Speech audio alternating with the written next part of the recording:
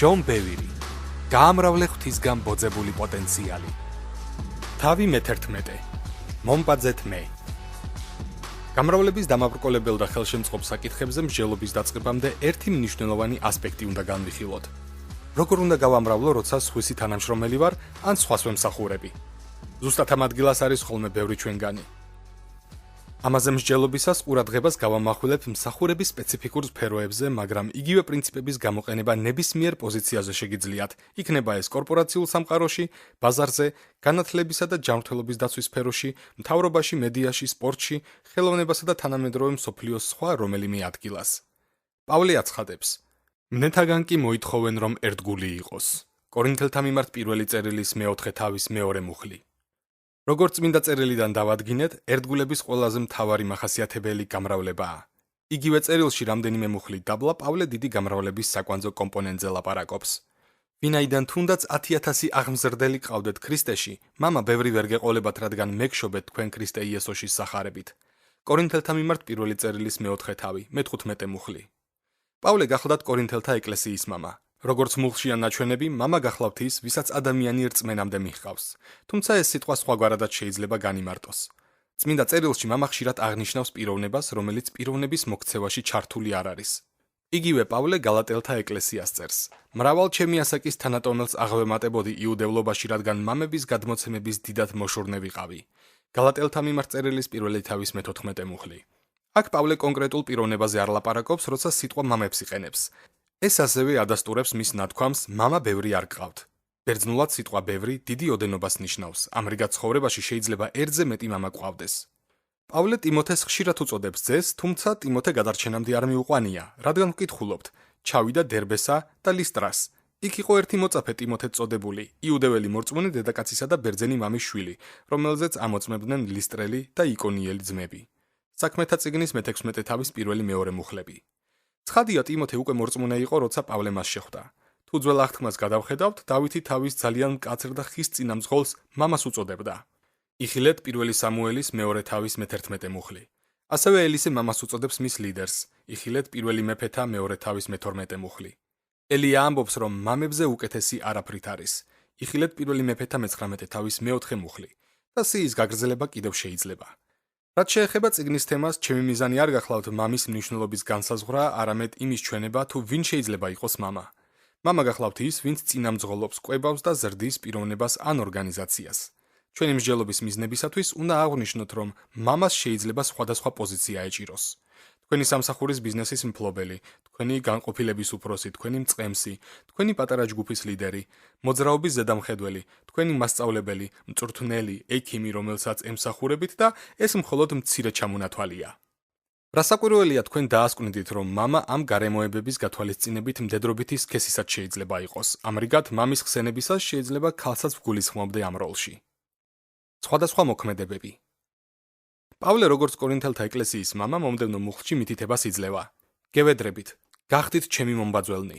კორინთელთა მიმართ პირველი წერილის მე-4 თავის მე-16 მუხლი. პავლე არ ამბობს მომბაძეთ მე როგორც მე ქრისტეს, ის ამაზე მოგვიანებით გვარიგებს მე-11 თავში. აქ არის მარტივი მითითება, მომბაძეთ მე. ამისათვის პავლეს კარგი მიზეზი ჰქონდა და ეს მომდევნო განცხადებაში ჩანს. ამისთვის გამოგზავნეთ თქვენთან ტიმოთე, ჩემი საყვარელი და ერთგული შვილი უფალში, რომელიც გაგახსენებთ ჩემს გზებს ქრისტე იესოში, როგორც ვასწავლი ყველგან, ყველა ეკლესიაში. კორინთელთა მიმართ პირველი წერილის მე-4 თავის მე-17 მუხლი. მისი პირველი სიტყვა გახლავთ ამისთვის, რაც მნიშვნელოვანია. პავლე მისის იყო უთხრა თავის მკითხველებს, რომ მისთვის მოებაწათ. იმაში დასარწმუნებლად, რომ ხედვაში, მეთოდებში, ზრდასა და რწმენაში არავითარი წყვეტა არ არსებობს, პავლე თავის ერთგულ ძეს გზავნის მათთან. რა მიანიშნებს მის ერთგულებაზე? ერთგული ძე ან ასული მამის გზებს ამრავლებს. ამაზე მალე დეტალურად ვილაპარაკებ, მაგრამ ნებამომეცით პირველ რიგში განვიხილოთ შემდეგი. პავლე კორინთელებს არ წერდა, რომ ტიმოთე გაახსენებდა პეტრე მოციქულის გზებს ქრისტეში. იყო თუ არა პეტრე ეკლესიის ნამდვილი ლიდერი? სრულიად ცალსახად. იყო ის ღვთისმოსავი და ცხებული ლიდერი? ვიმეორებ, დიახ. მან ბიბლიის 2 წიგნი დაწერა. იყო თუ არა პეტრე მოციქული უფრო დიდ მანძილზე ვიდრე პავლე? ისევ დიახ. გარდა ამისა, პავლე არ წერს, რომ ტიმოთე გაახსენებთ იაკობ მოციქულის გზებს ქრისტეში. პეტრეს მსგავსად იაკობიც ეკლესიის ნამდვილი მამა გახლდათ და პავლეზე ადრე მოუწოდეს მოციქულად. გარდა ამისა, ის სანდო ლიდერიც იყო და მის კალამს ეკუთვნის ბიბლიის 1 წიგნი. ის იერუსალიმის ეკლესიის ერთ-ერთი სვეტი და ზედამხედველი გახლდათ. მოქმედებდნენ თუ არა პეტრე და იაკობი პავლესგან განსხვავებულად?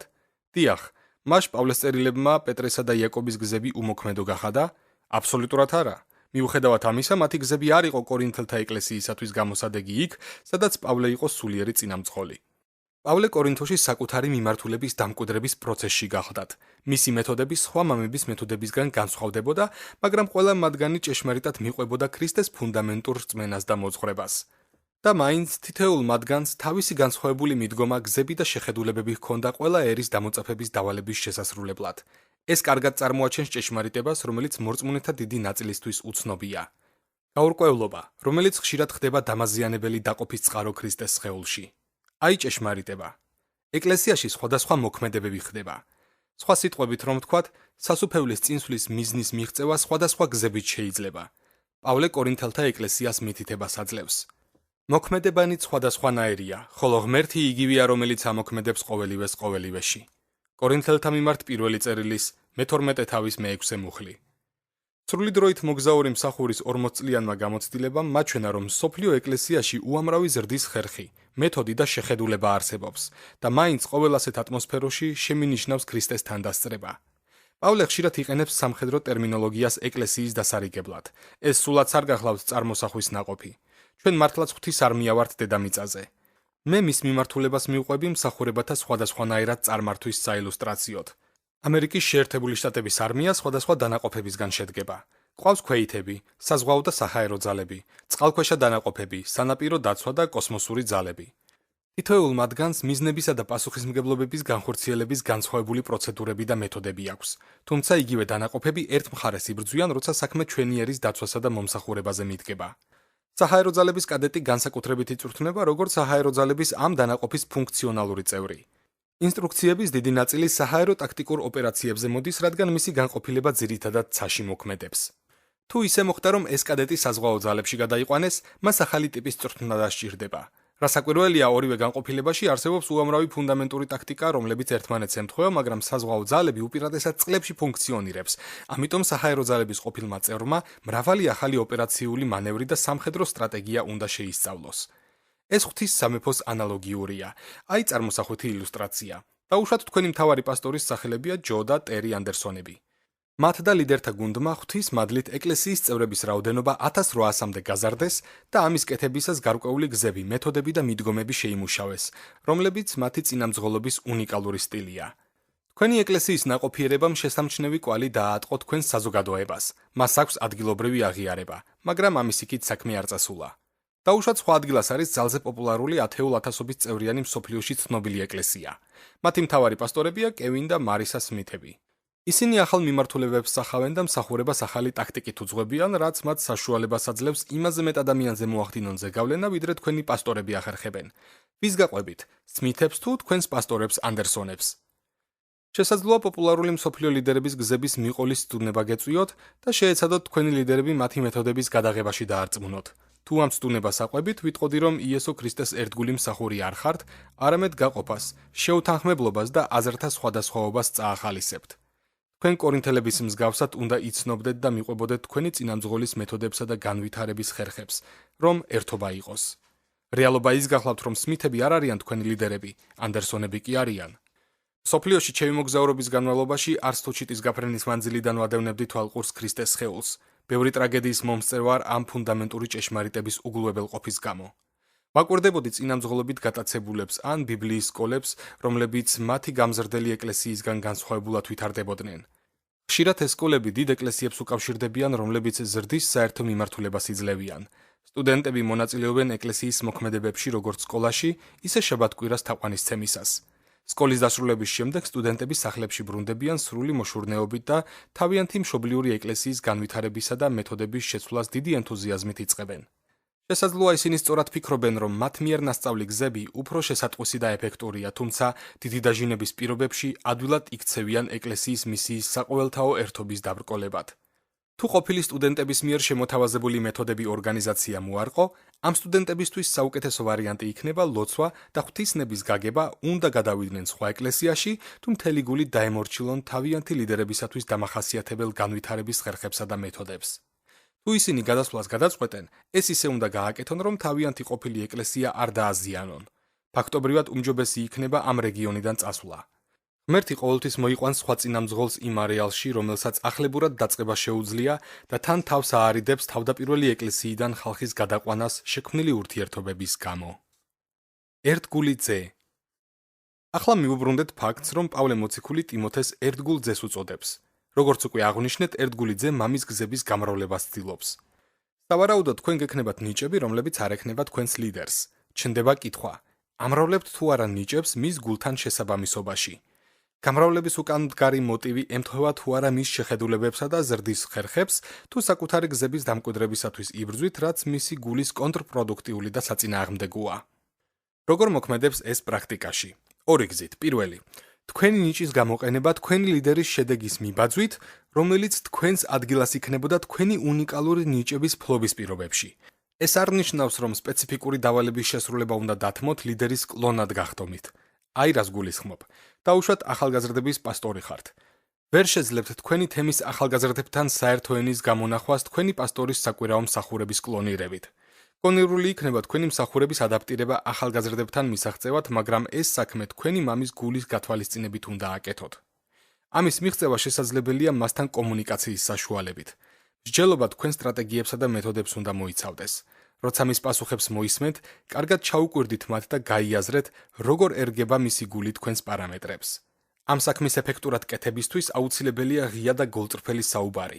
თუ აღმოაჩენთ, რომ რაღაც ისეც იყენებთ, რაზეც იმედოვნებთ, რომ ის ვერ შეამჩნევს ან გაიგონებს, იცოდეთ, რომ უკვე დაღმოვალი გზით მიდიხართ. თუ რაღაც გაეჭვებთ, მიიტანეთ მასთან. ყველაფერს თავისი სახელი უწოდეთ, რომ მან ზუსტად შეძლოს თქვენი მღელვარების მიზეზის დადგენა. გონირული იქნება, თუ მსახურებაზე დასწრებას თხოვთ. თუ თქვენს მეთოდებს კითხვის ნიშნით უყურებს, უთხარით რატომ იქცევით ასე. თუ ის მაინც ვერ ითვისებს მათ, დაუყოვნებლივ მოეძიეთ გეგმა, რომელშიც ერთსულოვანი იქნებით. ეს სისრულეში მოდის მეორე ხერხის მეშვეობითაც, რაც არის საკუთარი თავის კვლავწარმოება. დაუშვათ ქალაქის დიდ ახალგაზრდულ ჯგუფს ხელმძღვანელობთ. ეს დიდებულია. ღმერთი თქვენს მეთოდებს აკურთხებს და თქვენი ცხოვრების ნიჭია ადამიანების მოზიდვა. პოულობთ სხვებს მსგავსი ნიჭით და მათ უზიარებთ თქვენს სიბრძნესა და ნასწავლ გზებს. ზრდით რამდენიმე პოტენციურ ახალგაზრდების მწყემს. ამის კეთებისას თუ თქვენი მამა გამოაცხადებს, რომ ეკლესია მალე ახალი კამპუსის მშენებლობას წამოიწყებს ქალაქის სხვა ნაწილში, იქ გასაგზავნად უკვე გეყოლებათ გაწვრთნილი და მომზადებული ხალხი. დარწმუნებული ვარ, რომ ბევრი ეკლესია სწორედ ამ მიზეზით ვერ იწყებს კამპუსებს ქალაქის სხვა ნაწილში, ან ვერ აფუძნებს ეკლესიებს სხვა რეგიონებში, რადგან მთავარი პასტორის დაქვემდებარებაში მყოფი ადამიანები საკუთარი თავის სხვებში კვლავ წარმოებაზე უარს ამბობენ. შესაძლებელია იყოთ საუკეთესო ხმის ინჟინერი, ვიდეო რედაქტორი, ბავშვების პასტორი, თაყვანისცემის ლიდერი, გიტარისტი, კომუნიკატორი, აშერი თუ მრავალი სხვა შტატის თანამშრომელთაგან, მაგრამ ეს არ განსაზღვრავს ნამდვილ წარმატებას ღვთის სამეფოში. ნამდვილი მნიშვნელობა საკუთარი თავის კვლავ წარმოებაშია. შეეკითხეთ საკუთარ თავს, ლოცულობ და ვეძებ ადამიანებს, რომელთაც ანალოგიური ნიჭი აქვთ. როცა მათ აღმოაჩენთ, ასწავლით, წვრთნით და ავლენთ მათ ნიჭებს მამის გულის მათთვის განაწილებით, ეს გახლავთ ერთგულების ორი გზა, როცა ერთმანეთის ხედვას ვემსახურებით. უნდა გვახსოვდეს, რომ იესო შთამბეჭდავად აცხადებს: თუ სხვისაში ერთგული არ იყავი, შენსას ვინ მოგცემს? ლუკას სახარების მე-16 თავის მე-12 მუხლი. მოდი იესოს სიტყვები გავიმეოროთ ერთგულების მისეული განმარტებით. თუ სხვა ადამიანისას არ ამრავლებ, ვინ მოგცემს შენს საკუთარს? ან თუ შენი ლიდერის გზებს, ზრდას, სიძლიერეს, ხედვას, რესურსებს და ყველაზე მეტად გულს არ ამრავლებ, შენ საკუთარს ვინ მოგცემს? მოდი სხვაგვარადაც ვთქვათ. თუ შენი პასუხისმგებლობის სფეროს გაფართოებას მთელ ძალას, ინტელექტს, ენერგიას და გულს არ შეალევ, ვინ მოგცემს საკუთარ მსახურებას? დამაფიქრებელია, როცა იესოს ნათქვამს ასეთი ფორმულირებით წარმოვადგენთ. ჩემი მოგზაურობისას ნანახი წარმატებული ადამიანები თავდაპირველად ერთგულები იყვნენ სხვა ადამიანების მსახურებაში. ხშირად ვეკითხებოდი მათ, როგორი იყო პირველი ნაბიჯები. არავინ მინახავს ნამდვილად წარმატებული, ვინც ჯერ ერთგულებით არ ემსახურებოდა მის მამას ან მამებს. ჩემი უდიდესი ბრძოლა. როცა ახალგაზრდა მსახური ვიყავი, ყველაზე დიდი ბრძოლა დაუცველობის ფარულ გრძნობასთან მქონდა, რაც მაიძულებდა სხვების თვალში ცნობადი და მნიშვნელოვანი გამოუჩენილიყავი. ვცდილობდი სხვებისთვის და უფრო საკუთარი თავისთვის დამემტკიცებინა, რომ ორიგინალური იდეების მქონე ლიდერი ვიყავი. მოგვიანებით გავიგე, რომ ბევრ პოტენციურ ლიდერს იგივე დაუცველობის პრობლემა აწუხებდა და თუ მას შინაგან დონეზე არ გაუმკლავდებოდნენ, მოგვიანებით მათი დაცემა გარდაუვალი გახდებოდა. ერთ-ერთ დიდ ქალაქში ქვეყნის მასშტაბით ყველაზე სწრაფად მზარდი ეკლესიის ახალგაზრდების პასტორი ვიყავი და ჩვენი გუნდი ქალაქის ყველა უფროს კლასერის გულამდე მიღწევის გზებს ეძებდა. ეს გამორჩეული და ძალიან კარგი გეგმა იყო. ჩვენი ახალგაზრდული ჯგუფის მომავალი მთლიანად ამ ინიციატივის ირგვლივ ტრიალებდა. საჭირო სტრატეგიის შემუშავებას მე და ჩემმა თანაშემწეებმა 8 თვე შევალიეთ. ხედვა ახალგაზრდულ ჯგუფს გავუზიარე და მათაც გულით მიიღეს. გეგმის სამუშაოებამდე ცოტა ხნით ადრე გავიგე, რომ ეს ჩემი პასტორის გულს ეწინააღმდეგებოდა. მან მთხოვა, რომ პროგრამა არ გაგვეშვა. დაახლოებით 20 წუთის განმავლობაში უმტკიცებდი ჩემს პოზიციას, მაგრამ აზრი არ შეიცვალა. ვერაფერი მოვიფიქრე, რაც მას დაარწმუნებდა და ბოლოს ხმა გავიკმინდე, მაგრამ შიგნით გაცოფებული ვიყავი. 8 თვის ნამუშევარი წყალში უნდა გადაგვეყარა. დიადი გეგმა ნაგვად იქცა და რაც ყველაზე უარესი იყო, მთელი ჩვენი ხედვა ამ გეგმის გარშემო ავაგეთ. ახლა ყველაფერი თავიდან უნდა დაგვეწყო. რა უნდა მეთქვა ჩვენი 24 ლიდერისა და ახალგაზრდების ჯგუფისთვის? მათ ხომ მთელი ძალის ხმევით იშრომეს. განადგურებულმა ლიზას მივაშურე ნუგეშის ცემისათვის. ჩემი იმედგაცრუების გამოხატვის შემდეგ ლიზამ ტკბილად მითხრა: ჯონ, ისე ჩანს, რომ ღმერთს ჩვენთვის რაღაცის სწავლება სურს. ახლა უკვე პასტორზეც ბრაზდებოდი და ჩემს ცოლზეც. ცოლისგან თავს შორს ვიჭერდი, რადგან ჩემს თვალში მან თანადგომა არ გამიწია. ვფიქრობდი, რომ ეს იყო საუკეთესო გეგმა უამრავი დაღუპული უფროსკლასელისათვის. ჩემი პასტორი და მისი ცოლი სრულიად დაბრმავებულები არიან, სულ მცირე ასე ვფიქრობდი მე. თავს მარტო სულად და სრულიად უნუგეშოდ ვგრძნობდი.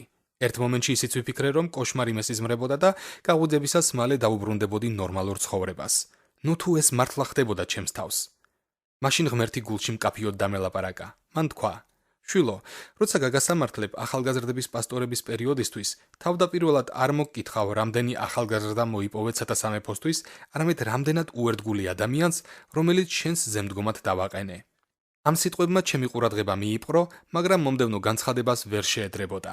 მან მტკიცედ მითხრა გულში: შეგიძლია ქალაქის მთელი სტუდენტობა მოიპოვო ჩემთვის, მაგრამ დაკარგო შენი შრომის ყველა საზღაური და ჯილდო იმის გამო, რომ შენი პასტორის ერთგული არ იყავი.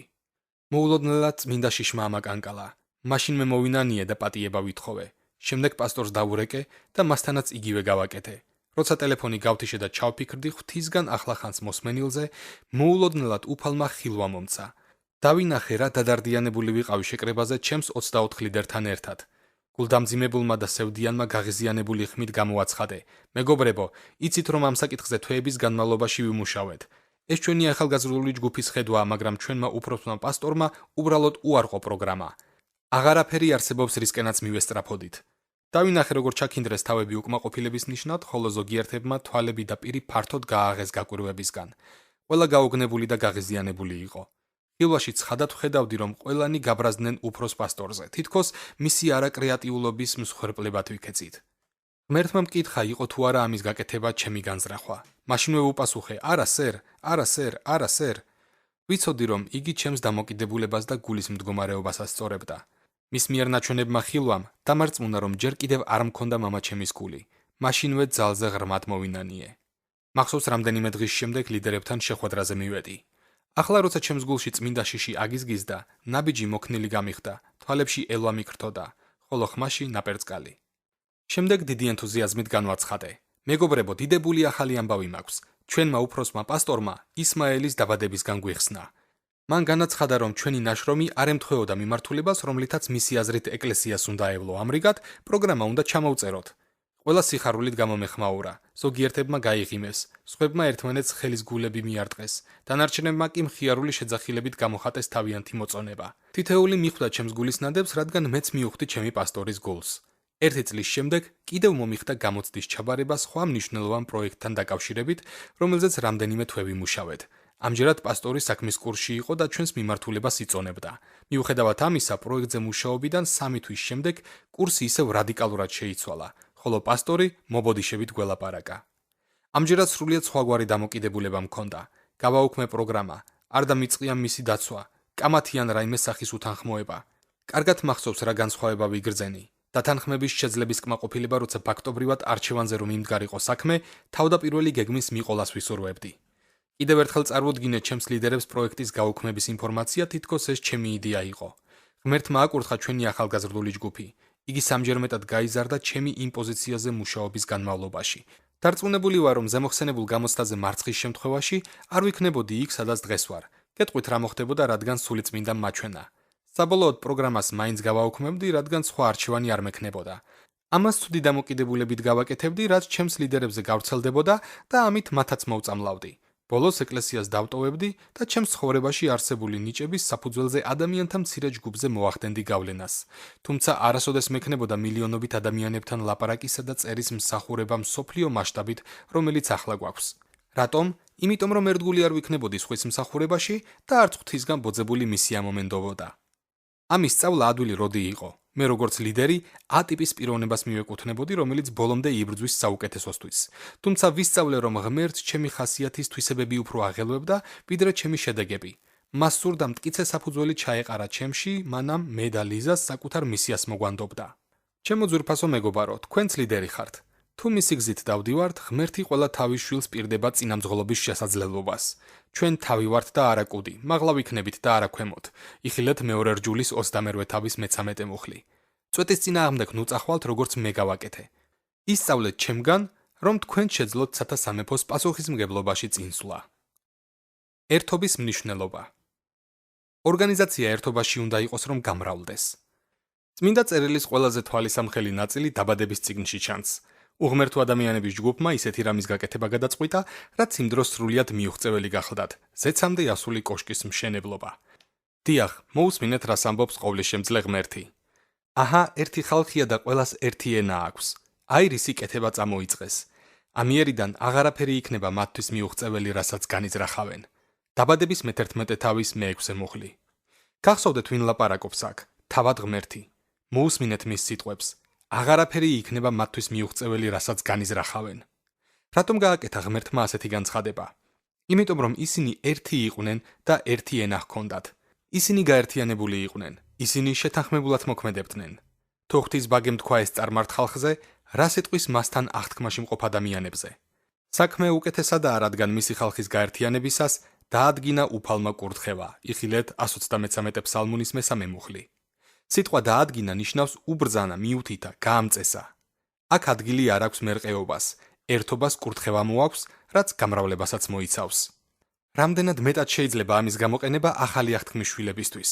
გასაკვირი არ არის, რომ ყოველთვის ვხედავთ მსგავს განცხადებებს. სრულქმენით ჩემი სიხარული, ერთსა და იმავეს იზრახავდეთ, გქონდეთ ერთი და იგივე სიყვარული, იყავით ერთსულოვანი და ერთაზროვანი. ფილიპელთა მიმართ მეორე თავის მეორე მუხლი.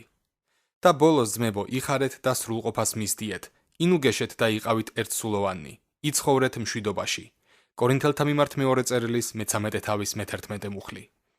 ოღონდ მოიქეცით ქრისტეს სახარების ღირსად, რათა მოვალ და გნახავთ, თუ ვერ მოვალ, მესმოდეს თქვენზე, რომ ყარად დგახართ ერთ სულში და ერთსულოვნად იღწვით სახარების რწმენისთვის. ფილიპელთა მიმართ წერილის პირველი თავის 27 მუხლი. ჩვენ მამის ვედრება გვესმის ამ ეკლესიების მიმართ. პავლე ისეთ ფრაზებს იყენებს, როგორიცაა ერთსა და იმავეს იზრახავდეთ, ერთაზროვანი და ერთსულოვანი. მან იცის, რომ მხოლოდ ამ შემთხვევაში შეძლებენ გამრავლებას ყველა ასპექტში. აი გაერთიანებულთათვის შენახული დადგენილი კურთხევის შესანიშნავი მაგალითი. იესოს ერთგული მიმდევრები დაემორჩილნენ მითითებას, რომ ზემო თვალში შეკრებილიყვნენ. იხილეთ საქმეთა პირველი თავის მე-4 მუხლი. იესო აღდგომიდან 40 დღის შემდეგ ეჩვენა სულ მცირე 500 მამაკაცსა და ქალს. იხილეთ კორინთელთა მიმართ პირველი წერილის მე-15 თავის მე-6 მუხლი. მიუხედავად ამისა, მისი ამაღლებიდან 10 დღის შემდეგ იერუსალიმში მხოლოდ 120 მოწაფე შეიკრიბა. სად იყვნენ დანარჩენები? ვასკვნი, რომ მოწაფეთა 75%-ს იესოს სიტყვები არ მოусმენია. არ ვიცით სად იყვნენ, მაგრამ ის კი ვიცით, რომ უფლის სურვილი მათთვის პრიორიტეტს არ წარმოადგენდა. ზემოთვალში შეკრებილი მამაკაცები და ქალები გაერთიანებულები იყვნენ ღვთის სიტყვის ძალაუფლებით. ჩნდება კითხვა, როგორ გამოეხმაურებოდნენ პეტრეს უფლის მიერ დაყენებულ ძალაუფლებას ეკლესიის მამას, რომელსაც იესომ პასუხისმგებლობა დააკისრა. სახარებაში პეტრე ხშირად იჩენს იმპულსიურობას და ღვთის ნებაში არ მოქმედებს. როცა მან თამამად განაცხადა, რომ იესოა ქრისტე, ცოცხალი ღვთის ძე, უფალმა მას კურთხეული უწოდა. თუმცა ისევ მოხდა, რომ იგი მიუბრუნდა პეტრეს და უთხრა: "განმშორდი სატანავ, საცტური ხარ ჩემთვის, რადგან იმაზე კი არ ფიქრობ, რაც ღვთიურია, არამედ იმაზე, რაც ადამიანურია." მათეს სახარების მე-16 თავის 23 მუხლი. კიდევ ერთ შემთხვევაში პეტრე იოანესა და იაკობთან ერთად იესოს ახლდა ფერისცვალების მთაზე. იქ მისი სახის მზესავით განათების მოწმენი გახდნენ და მისი სამოსის გარდაქმნაც კი იხილეს. მოსე და ელია გამოჩნდნენ და იესოს ელაპარაკებოდნენ. რა პატივია. და მაინც სანამ იესო და მისი მოწაფეები მთიდან ჩამოვიდოდნენ, პეტრემ წამოისროლა, რომ 3 კარვის გაკეთება კარგი იქნებოდა, მათგან 2 მოსეს და ელიას მიაკუთვნა. იხილეთ მათეს სახარების მე-17 თავი. იგი ისევ ღვთის გეგმებისა და მიზნებისგან შორს აღმოჩნდა. ამის გათვალისწინებით გამოვიკვლიოთ პეტრეს როგორც ლიდერის პირველი გადაწყვეტილება ახლად შექმნილ ეკლესიაში. სანამ ამას გავაკეთებდეთ, უნდა გვახსოვდეს ერთი მნიშვნელოვანი ფაქტი. ამ მომენტისთვის მხოლოდ დღეები იყო გასული, რაც პეტრემ უარყო, რომ იესოს საერთოდ იცნობდა. ჩვეულებრივ ეს ბევრ მამაკაცსა და ქალს სრულ უფლებას მისცემდა, რომ მისი წინამძღოლობა უარეყოთ განსაკუთრებით, თუ მის მიმართულებას ან გადაწყვეტილებებს არ დაეთანხმებოდნენ.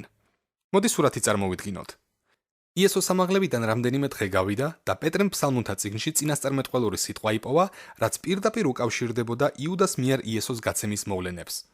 პეტრემ ეს მონაკვეთი პატარა მრევლს წაუკითხა ზემოთვალში, მისი მსახურება სხვა მიიღოს.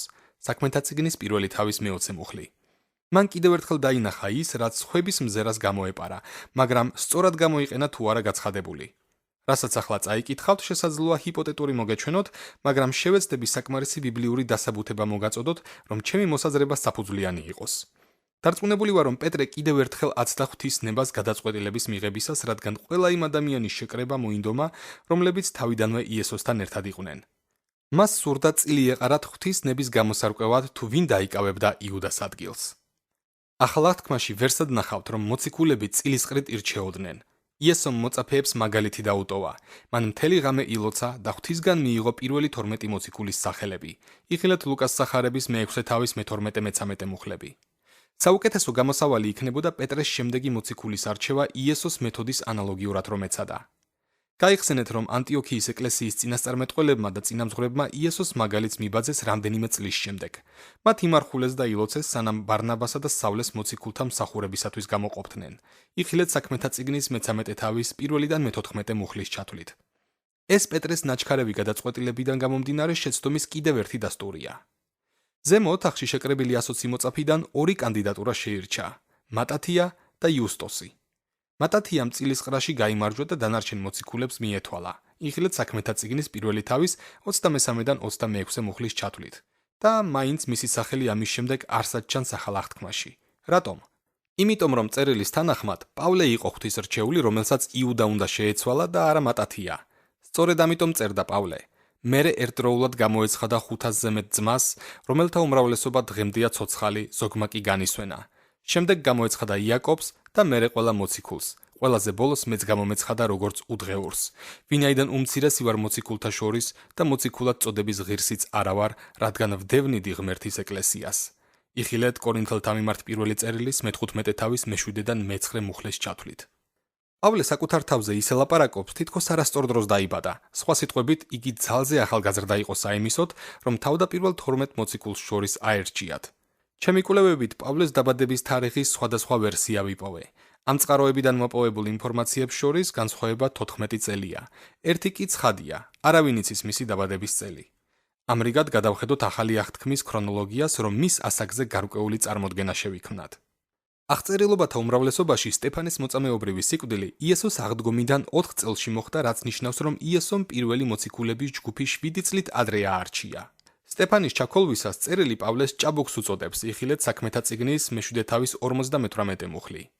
ბერძნულ-ინგლისური ლექსიკონის თანახმად, ბერძნული სიტყვა ჭაბუკი აღნიშნავს ადამიანს სქესობრივი მომწიფების შემდეგ. თუ ამას აქ 7 წელს გამოვაკლებთ, ცალსახად შეიძლება ვთქვათ, რომ პავლე მეტისმეტად ახალგაზრდა იყო 12 მოციქულთა რიცხვში მოსახვედრად. სრულიად დარწმუნებული ვარ, რომ პავლე ღვთის არჩევანს წარმოადგენდა. იგი აშკარად ფლობდა მოციქულის ნაყოფსა და ძალაუფლებას უფრო მეტად, ვიდრე მატათია. მთავარი პუნქტი: ჯერ რომ პეტრემ იმპულსიური გადაწყვეტილება მიიღო, რაც ღვთის გეგმას არ შეესაბამებოდა. მას ეს ნაბიჯი თანამედროვე ეკლესიაში რომ გადაედგა, დიდი ალბათობით მივიღებდით ეკლესიის 3 მიმართულებით გაყოფას: წილისყრით მოციქულთა არჩევის წინააღმდეგთა ჯგუფი, რასაჭიროა ახალი მოციქული ჯგუფი და წილისყრით არჩევის მომხრეთა ჯგუფი, რომელიც შეიქმნებოდა 2 ჯგუფის გარეთ დარჩენილი ხალხით. და მაინც მოისმინეთ წმინდა წერილის სიტყვები, რომლებიც ამ შემთხვევას მოსდევს. 50 დღის ზეიმმა რომ მოაწია, ყველანი ერთად იყვნენ. საქმეთა მეორე თავის 1 მუხლი. სიტყვა ერთად ბერძნულ ჰომოსუმადონს წარმოადგენს. იგი განისაზღვრება როგორც ერთი აზრი, საყოველთაო თანხმობა, ყველა ერთად. ამ განსაზღვრებიდან გამომდინარე, ადგილი არ აქვს დაყოფას არც აზროვნებაში და არც ქცევაში. ისინი გაერთიანებული იყვნენ მიზნით, გონებით, გულით და სულით. როგორი იყო შედეგი? წმინდა წერილი ამბობს, რომ იმ დღეს უფალს 3000 სული შეემატა. თუ ამ რიცხვს 120-ზე გაყოფთ, 25-ის გამრავლებას მიიღებთ. იფიქრეთ ამაზე. ეკლესია 25-ჯერ გაიზარდა მხოლოდ ერთ მსახურებაზე. ღმერთმა კურთხევა ბრძანა მათ ერთობაზე. ეს სულიერი კანონია. დარწმუნებული ვარ, რომ ზემო ოთახში იყვნენ მორწმუნეები, რომლებიც პეტრესგან განსხვავებულად იმოქმედებდნენ. ეჯგარეშია უკეთესი არჩევანი იქნებოდა იესოს მიბაძვა და ღვთის წინაშე ლოცვაში გარკვეული დროის გატარება, სანამ გადაწყვეტილებას მიიღებდნენ. მიუხედავად იმისა, რომ ამის მოგვარების უკეთესი გზა არსებობდა, იმ ოთახში მყოფმა ადამიანებმა უმაღლესი პრიორიტეტი დაინახეს. ერთიანობაში დარჩენა მათი ლიდერის სტრატეგიის გათავისებით. ყველა ისე მიიწევდა წინ, თითქოს საკუთარ იდეას მიყვებოდა. რამდენად ხშირად ვიყოფით მხარეებად ყველაზე სულელური ან წვრილმანი უთანხმოების გამო, რომლებიც ჩვენი მეთოდების გამოყენებისას წარმოიშობა. ნება მომეცით ერთი მნიშვნელოვანი ჭეშმარიტება ჩავურთო. თუ თქვენი ლიდერი იღებს გადაწყვეტილებას, რომელიც წმინდა წერილის თანახმად ცოდვის კატეგორიაში შედის, ეს იქნება ერთადერთი შემთხვევა, როცა მას მხარი არ უნდა დაუჭიროთ და მაინც უარყოფითი შედეგების უმრავლესობა მეთოდებითაა გამოწვეული და არა ცოდვით. წყალქვეშა დინებები. უნდა გვახსოვდეს, რომ აზრთა სხვადასხვაობა სიტყვებით ან მოქმედებებით არ შემოიფარგლება. ის უფრო ღრმად მიდის გონებასთან, გულსა და სულთან. განახლების მიზნით გადახედეთ სამ ზემოთ განხილულ მუხლს. შესაძლებელია ერთნი ვიყოთ გარეგნულად, მაგრამ ჩვენი აზრები და ფიქრები იყოფოდეს. დედაჩემი ვერო-ბიჩში ცხოვრობს ფლორიდაში. მისი სახლიდან ჩრდილოეთით დაახლოებით 13 მილის მანძილზე არის ადგილი, რომელსაც სებასტიანის ყურეს უწოდებენ. ადგილობრივებისათვის ის ძლიერი წყალქვეშა დინებითაა ცნობილი. ასეთი დინება წარმოადგენს მოვლენას, რომელიც შეუიარაღებელი თვალით ძნელი შესამჩნევია. ოკეანის ზედაპირზე წყლები თითქოს ერთი მიმართულებით, მწყობრად მიედინება სანაპიროსკენ. მიუხედავად ამისა, ზედაპირის ქვეშ წყალი მკვეთრად საპირისპირო მიმართულებას იღებს. ეს უკუდინება თავის მსხვერპლებს იჭერს, ზღვის სიღრმეში მიაქანებს და ზოგჯერ მათი სიცოცხლეც მიაქვს. არის თუ არა ჩვენს ეკლესიებში, ბიზნესში, სკოლებში, მთავრობაში, სპორტულ გუნდებსა და კლუბებში დაფარული დინება, რომელიც დამანგრევლად მოქმედებს გამრავლებაზე. დიახ, ნამდვილად ასია. რატომ? იმიტომ ხომ არა, რომ ცათასამეფოს შენებას დემოკრატიული აზროვნებით ვცდილობთ ნაცვლად სამეფოს პრინციპების გათვალისწინებისა. ჩვენ რეალური სამეფოს მოქალაქეები ვართ. ჩვენი მეფის გადაცემული ძალაუფლების უგულებელყოფა არ შეგვიძლია. მისი კურთხევა მაშინ მოდის, როცა ჩვენი ლიდერების გულს ვემორჩილებით. საკუთარ თავს უნდა ვკითხოთ, რა უფრო მნიშვნელოვანია, სიმართლე ჩვენს მხარეზე რომ არის, თუ ერთიანი რომ ვართ. შესაძლებელია 100%-ით მართალი იყო და ამავდროულად 100%-ით ცდებოდე. გარკვეული ჯგუფი პეტრეს წილისყრის სისტემის წინააღმდეგ პეტიციით რომ გამოსულიყო და მარხვა ლოცვა მოეთხოვა ღვთისნების დასადგენად, იმ ნიმუშის მიხედვით, რასაც წერილში ვხედავთ, კოალიცია 100%-ით მართალი იქნებოდა. მიუხედავად ამისა, მათი დაყოფის გამო ღვთის კურთხევის გადმოღვრა შეწყდებოდა. თუ გაიხსენებთ ახალ აღთქმაში, ექსტრაორდინალური გამრავლება პირველად მაშინ მოხდა, როცა მამებისგან სამოქმედო დირექტივა გამოვიდა. ამის შემდეგ ვკითხულობთ, მთელ კრებულს მოეწონა ეს სიტყვა, საქმეთა მეექვსე თავის მეხუთე მუხლი. რა იყო შედეგი? დიდად მრავლდებოდა მოწაფეთა რიცხვი. საქმეთა წიგნის მეექვსე თავის მეშვიდე მუხლი. ყველა მაიტაცა ის, როგორც საკუთარი სტრატეგია. კვლავ ვიმეორებ, რომ ადამიანებს შეეძლოთ საწინააღმდეგო მოსაზრების გამოთქმა, მაგრამ მათ ერთი ჭეშმარიტება აღმოაჩინეს. უმჯობესი იყო კურთხეულები ყოფილიყვნენ, ვიდრე მართლები. ამრიგად მათ ისე მიიღეს მითითება, როგორც საკუთარი იდეა. ახლა ყველაზე რთული კითხვა უნდა დავსვათ. რამდენი ჩვენგანი დადგება იესოს სამსჯავრო ტახტის წინაშე გაოგნებული და თავგზააბნეული იმით, რასაც ის გააცხადებს. გვაჩვენებს ის, რა წვლილი შეიტანა დადგენილი კურთხევის დაბრკოლებაში ჩვენმა წყალქვეშა დინებამ? ვიხილავთ ადამიანებს, რომლებზეც მარადიული ზეგავლენა უნდა მოგვეხდინა და უფალთან ერთად ვიქვithინებთ, როცა მივხვდებით, რომ ხელიდან გავუშვით გამრავლების შესაძლებლობა? რამდენი ჩვენგანი ისურვებდა ყველაფრის უკან დაბრუნებას და გაერთიანების ძიებას საკუთარი სიმართლის დამტკიცების ნაცვლად? მაშინ უკვე გვიანი იქნება.